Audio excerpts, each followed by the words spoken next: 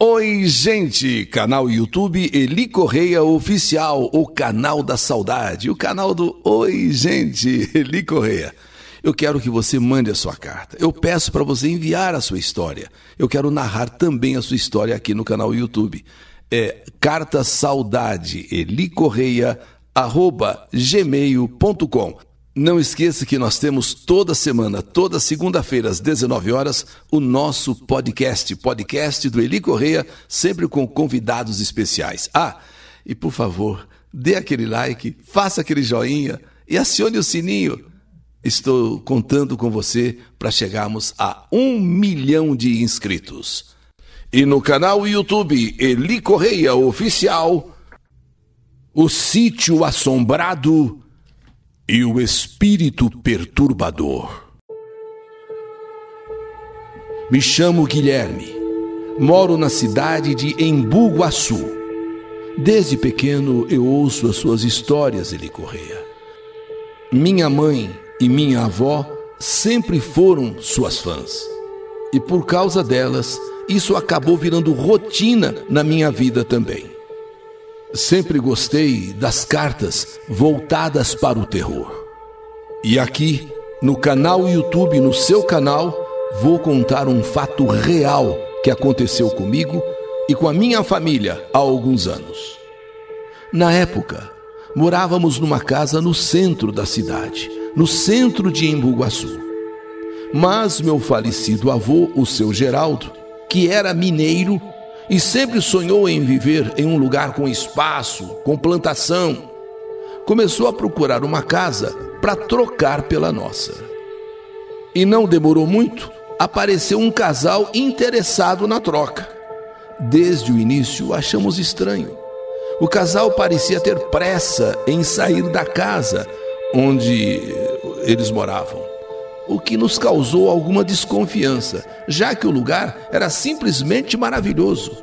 Por que esse casal queria sair tão rápido de lá? Por que eles aceitaram, essa troca? Era um sítio enorme, com muita área verde, com muitas plantações, tinha até um riacho, um riozinho que corria lá para o fundo do quintal.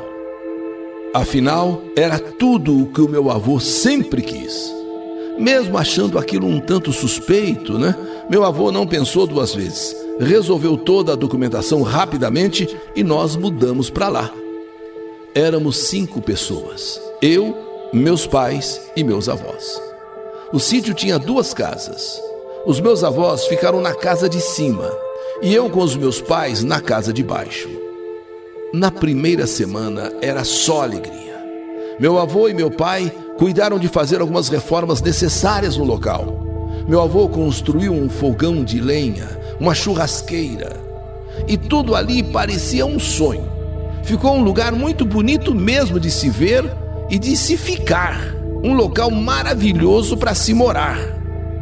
Mas esse sonho começou a virar pesadelo.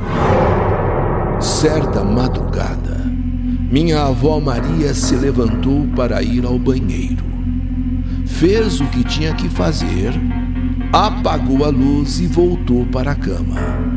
Só que minutos depois, a luz do banheiro se acendeu. E do quarto, vovó viu o clarão daquela luz, mas ela desligou a luz, ela apagou a luz, só que a luz estava acesa. Ela estranhou. Tudo bem, pelo sim, pelo não, ela levantou, foi até o banheiro e apagou a luz para ela pela segunda vez.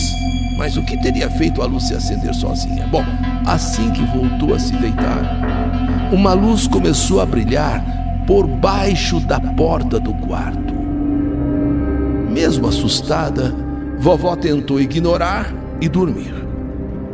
Foi então que ela sentiu algo puxando a sua mão com força. Ela acordou desesperada, pois no quarto estavam apenas ela e meu avô. Então ela chamou para o meu avô, que estava dormindo, e disse que sentiu uma coisa puxando a mão dela com força, algo puxando a mão. Mas meu avô só disse que era coisa da cabeça dela. Dorme aí, você está sonhando, você está aí tendo algum pesadelo. Vai, dorme. Amanhã a gente tem que acordar cedo. Nesse dia ou nessa noite, minha avó, mesmo encucada, pensou ser coisa da cabeça dela. Só pode ser coisa da minha cabeça. Eu esqueci de apagar a luz do banheiro, pensei que tivesse apagado, agora fui lá, apaguei. Agora sinto que alguém puxa minha mão. Isso é coisa da minha cabeça. Depois disso, algo assustador aconteceu comigo. De madrugada, eu estava desenhando em meu quarto. Sabe aquela noite que você perde o sono? Então eu estava desenhando em meu quarto de madrugada. De repente, a televisão da sala ligou sozinha. Achei estranho, pois todos estavam dormindo e de repente a televisão liga assim sozinha. Mesmo com muito medo, fui até a sala para desligá-la. E quando eu cheguei na sala, as luzes começaram a piscar e a TV começou a aumentar o volume sozinha, bem na minha frente. Mas quem é que está aumentando o volume da televisão?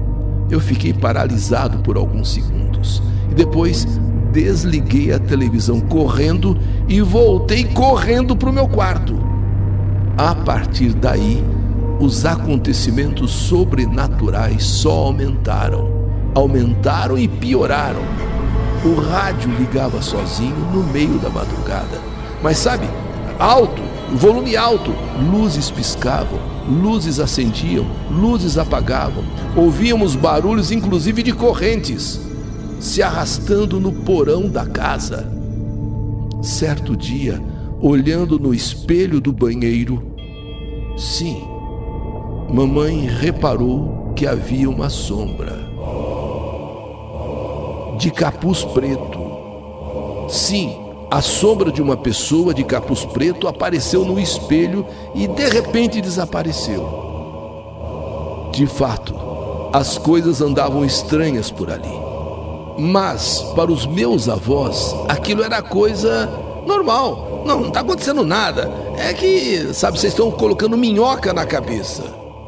Pois como nasceram e cresceram na roça, ouviram muito falar de assombrações, de espírito do outro mundo, sabe? Eles ouviram demais e nada parecia incomodar a eles, porque eles não acreditavam nisso. E já eram da roça mesmo, ouviam falar de uma coisa, ouviam falar de outra. Meus pais também, como eu, estavam assustados. Mas fazer o quê? Aquele era o lugar que o meu avô tinha decidido viver. Era o lugar que ele escolheu para viver e era o sonho dele que tinha sido realizado. Mas a atmosfera no sítio estava cada vez mais pesada e todos nós começamos a ficar com muito medo de ficar ali. E uma noite, sim, em uma noite especial, uma noite em especial, marcou nossas vidas. Meu avô tinha viajado e para não deixar minha avó sozinha, eu e meus pais fomos dormir na casa dela. Naquela noite, algo horrível mesmo, aconteceu. Eu estava dormindo com a minha avó na cama dela, já que o meu avô estava viajando, e os meus pais em um quarto separado. Estávamos ali na casa da minha avó para fazermos companhia a ela. De repente, ouvimos gritos vindo do quarto deles, dos meus pais, e corremos para lá, eu e minha avó. E quando vimos o meu pai totalmente transtornado, como se estivesse possuído. Sabe, como se alguma coisa tivesse possuído meu pai. Ele estava em cima da minha mãe tentando enforcá-la. E com uma voz grossa, desconhecida, dizia: "Saia da minha casa! Saia da minha casa! Todos vocês saiam! Todos vocês vão embora! Vão embora!" E ele tentando enforcar a minha mãe e falando com essa voz grossa: "Saiam da minha casa! Todos vocês vão embora! Vão embora!" Eu e minha avó conseguimos tirar meu pai de cima de minha mãe e começamos a orar, a rezar. Aos poucos ele foi se acalmando. Foi se acalmando e depois deu uma estribuchada e acabou adormecendo. Naquela noite, minha mãe e minha avó passaram a madrugada toda orando nos pés da cama onde agora o meu pai dormia, parecia desmaiado. No outro dia, quando meu pai acordou, Ele não se lembrava de nada do que tinha acontecido. Minha mãe falou para ele: mas você não lembra disso, não lembra daquilo? Minha avó perguntou, nada, ele não lembrava de nada. Não conseguimos dormir com as luzes apagadas. E logo que o meu avô voltou, minha avó contou tudo o que havia acontecido naquela noite e implorou para que nós saíssemos daquela casa. Mesmo assim, acreditem, meu avô estava irredutível de desfazer daquele sítio, daquela chácara. Afinal, era o sonho dele que tinha se realizado. Porém, dias depois, foi o meu próprio avô que viveu uma experiência horripilante. Ele estava dormindo quando de repente fora acordado por um vulto, feições cadavéricas. Um velho que, chacoalhando o meu avô, dizia com aquela voz horripilante: saia daqui, saia daqui, aqui é minha casa, aqui é minha casa, vão embora, saia daqui. Meu avô não teve dúvidas. Depois do desaparecimento desse vulto assombroso, ele não teve dúvida. Acordou a família dizendo o que tinha acontecido a ele, e que assim que o dia nascesse, ele poria à venda o sítio.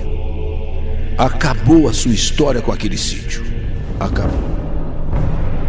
E assim meu avô conseguiu arrumar uma casa no mesmo bairro, uma casa inferior ao sítio, mas devido ao desespero que todos nós estávamos vivendo, não tínhamos outra escolha a não ser ir embora o mais rápido possível. Foi quando soubemos que aquele sítio havia pertencido a um senhor que morreu naquele sítio numa tentativa de assalto que houve. Uma tentativa de assalto. Ele, apegado àquela propriedade, apegado àquele sítio, jamais admitiu sair dali. Mas naquela tentativa de assalto, na defesa de sua propriedade, ele fora praticamente trucidado. E falam até hoje que ele pode ter morrido, pode ter sido sepultado no cemitério, mas o espírito dele continua ali, apegado àquela propriedade. E qualquer um que para ali se mude, qualquer um que venha adquirir aquela propriedade, com certeza será atormentado pelo espírito do seu Chico. Saiam daqui! Aqui é minha casa! Saia! Saia! Esta casa me pertence.